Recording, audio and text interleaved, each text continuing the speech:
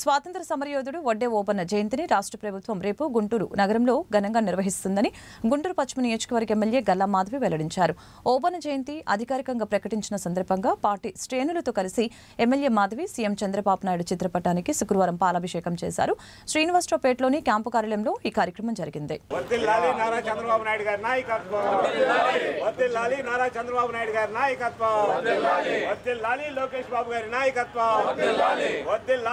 కళ్యాణ్ గారి నాయకత్వం వర్ధిల్లాలి తెలుగుదేశం పార్టీ వర్ధిల్లాలి తెలుగుదేశం పార్టీ వర్ధిల్లాలి జనసేన పార్టీ వర్ధిల్లాలి బీజేపీ పార్టీ వర్ధిల్లాలి కూటమి ఐక్యత వర్ధిల్లాలి బీసీల ఐక్యత.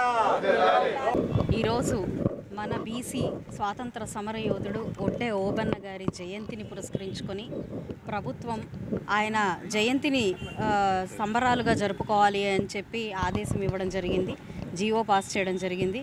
ఇందుకు చాలా చాలా ఆనందంగా ఉంది. చంద్రబాబు నాయుడుకి ఈ సందర్భంగా ఆయన అశేష కృషికి మాకు అందించిన ఈ యొక్క ఆనందానికి ఆయనకి మేమందరం కూడా కృతజ్ఞతలు చెప్పుకుంటున్నాము.